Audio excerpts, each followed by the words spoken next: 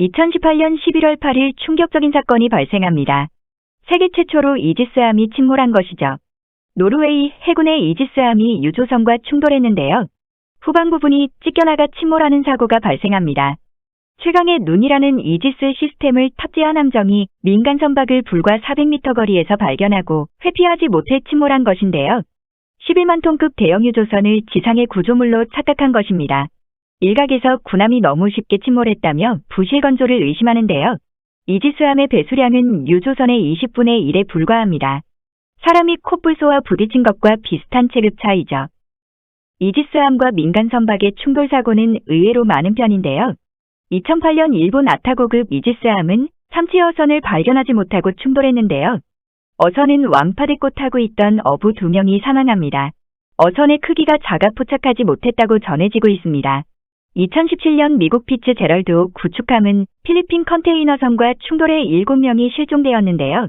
2017년 한 해에 서태평양에서 4번의 이지스함 충돌 사고가 있었습니다. 오늘은 최강의 눈을 가진 이지스함에 대해 알아보겠습니다. 이지스함은 이지스 시스템을 탑재한 함정을 말하는데요. 최근에는 사면 고정형 레이더와 최신 방공 시스템을 구축한 함정을 말하는 대명사로 사용되고 있습니다. 수백에서 수천 킬로미터까지 탐지할 수 있는데요.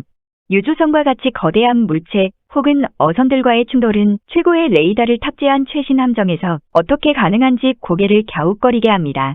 이지스 시스템 자체의 문제는 아니고요. 첨단 무기도 결국은 사람이 다루기 때문입니다. 노르웨이 이지스함 침몰 사고 당시 함정을 지휘해야 할 함장은 브릿지를 떠나 함장실에서 자고 있었고요.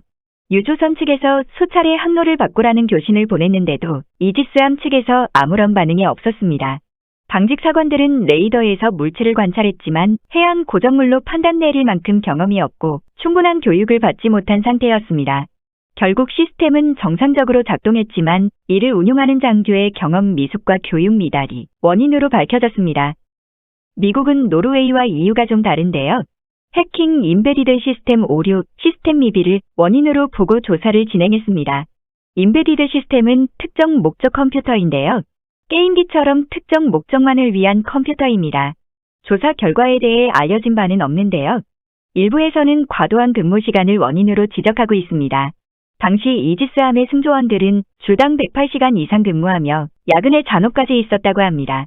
이후 미국은 이지스함의 함장 등 3명의 지휘권을 박탈하고 사고에 책임이 있는 10여 명에 대해 징계 처분을 내린 것으로 알려져 있는데요. 역시 시스템의 문제가 아닌 승조원들의 심각한 실수가 있는 것으로 밝혀졌습니다. 아무리 좋은 무기를 가지고 있어도 결국 사람이 운용한다는 것을 보여주는 사례입니다. 한국은 단 3척의 이지스함을 운용하고 있는데요. 3척에 부과되는 임무는 무거운 편입니다. 한국 해군은 함정을 통상 3직제로 운용하는데요. 3직제는 작전, 훈련, 수리에 각 한 척 배치됩니다. 따라서 구축함들은 주로 3척씩 건조하고 있죠. 광개토대왕급 3척, 이순신급 6척, 세종대왕급 3척, 정조대왕급 3척, KDDX 6척, 잠수함도 마찬가지인데요. 장보고급 9척, 손원 1급 9척, 안창호급 배치 1 3척, 배치 2 3척, 배치 3 3척 이렇게 건조하고 있습니다. 세종대왕급은 해군의 단 3척밖에 없는 함대 방공함입니다. 방공함은 크게 계함방공 혹은 자함방공과 함대 방공함이 있는데요. 계함방공은 자신을 향해 다가오는 미사일, 함포 등을 저지가 가능한 함정을 말합니다.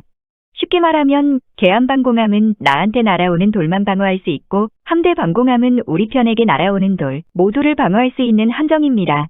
인천급 포위함, 대구급 포위함, 광개토대왕급 구축함은 계함방공만 가능합니다. 사실상 최전선의 고속정과 초계함은 대공방어력이 전무한 상태로 작전 수행 중인데요. 대공방어가 필요한 경우 함대 방공이 가능한 세종대왕급이 출동할 수밖에 없습니다. 해군의 단 3척 있는 이지스함인 세종대왕급은 함대의 대공방어를 위해 출항하기도 하지만 북한의 미사일 도발이 발생하면 작전 지역에서 부식이 떨어질 때까지 임무를 수행합니다. 배 자체가 크기 때문에 편의시설은 잘 되어 있지만 그만큼 불려나가는 임무가 많은데요. 승조원들은 수리기간을 제외하면 일에 치이는 경우가 많습니다. 세종대왕급의 별명만 들어도 얼만큼 힘든지 알 수 있는데요. 세종대왕함은 세종대마왕함, 율곡 2함은 통곡 2함, 서해 류성용함은 노예 류성용함으로 불리고 있습니다. 세종대왕급을 도입하기 전에는 외신 보도를 통해 북한의 탄도미사일 발사 소식을 들었는데요. 도입 후에는 외신 보도에 따르면 이 아닌 우리군에 따르면 의로라고 보도합니다. 세종대왕급은 한국군의 위상을 올렸습니다. 이순신급 구축함은 함대 방공이 가능하지 않냐는 의문을 가진 분들도 계실 텐데요. 이순신급의 함대 방공 능력은 상당히 제한적입니다. 17km 이상의 거리에서는 겨우 2개의 목표를 추적 요격할 수 있는데요. 세종대왕급은 18에서 24개의 목표와 교전할 수 있습니다. 따라서 세종대왕급은 유일한 함대방공 능력을 지닌 이지스함인데요. 세종대왕급은 함대방공, 지휘, 대한임무까지 모두 소화해야 하는 중요한 위치에 있습니다. 세종대왕함은 한국 최고의 해군 전력인 제7기동전단의 기함에 위치해 있습니다. 세종대왕급에 근무하는 승조원들은 북한 도발 때문에 바다 위에 떠 있는 시간이 많습니다. 2012년 북한이 김일성 주석 100회 생일에 맞춰 광명성 3호 위성을 발사할 계획이라고 밝혔는데요.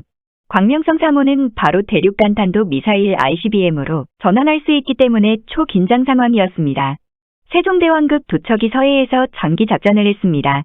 광명성 3호 발사는 실패했지만 잔해를 수색하기 위해서 작전은 더 길어졌죠. 해군이 원하는 삼직제는커녕 두 척은 작전, 한 척은 수리 혹은 대기를 해야 하는 상황입니다. 정조대왕급이 배치되어야 세종대왕급이 그동안 막중한 책임과 업무량에서 벗어날 수 있는데요. 정조대왕급은 순조롭게 건조되고 있습니다. 정조대왕급은 SM-2 미사일로 함대 방공이 가능하고 SM-6 미사일로 적어도 탄도탄 요격을 할 수 있습니다. SM-6는 세종대왕급에는 없는 미사일인데요. SM-2의 사거리 170km의 2배 이상인 240에서 460km의 사거리를 가지고 있고 요격고도는 34km로 알려져 있습니다. 정조대왕급의 배치가 끝나는 2028년이면 제7기동전단은 제7기동함대로 바뀌고 현재 2개의 기동전대는 3개의 기동전대로 확대됩니다.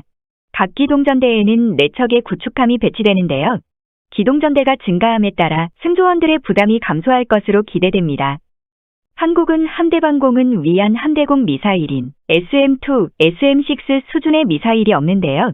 한국형 수직발사관에서는 미국 미사일을 발사할 수 없습니다.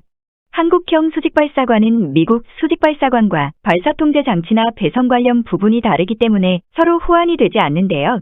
KDDX 한국형 이지스함과 차세대 호위함들은 한국형 수직발사관만 탑재하거나 할 예정입니다. 따라서 SM-2, SM-6 수준의 함대방공이 가능한 함대공 미사일 개발이 시급한 상황인데요. 방위사업청은 함대공유도탄2 사업을 의결했습니다. 함대공유도탄1은 해군 미사일인데요. 사거리 20km의 단거리 함대공 미사일입니다. 함대공유도탄2는 SM-2급을 목표로 하는데요. 사업기간은 2023에서 2036년, 총 사업비는 약 6,900억 원입니다. 사업기간과 개발 완료 및 배치는 좀 다른데요. 보통 사업기간 내에 개발 완료와 배치를 시작합니다. KDDX 사업과 연계되기 때문에 2030년 이전 개발 완료될 것으로 기대합니다.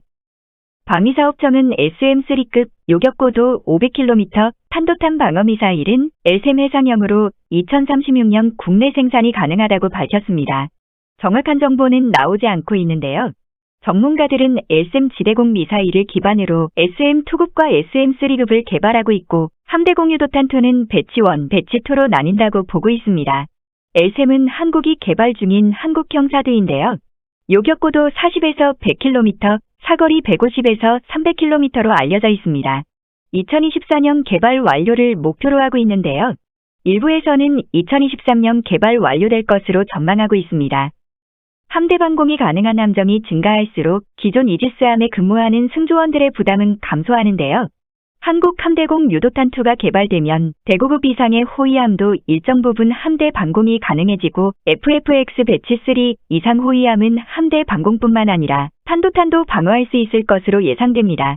하지만 탑재한 수직발사관이 겨우 16셀에 불과해 탄도탄 방어용 미사일 탑재는 어려워 보입니다.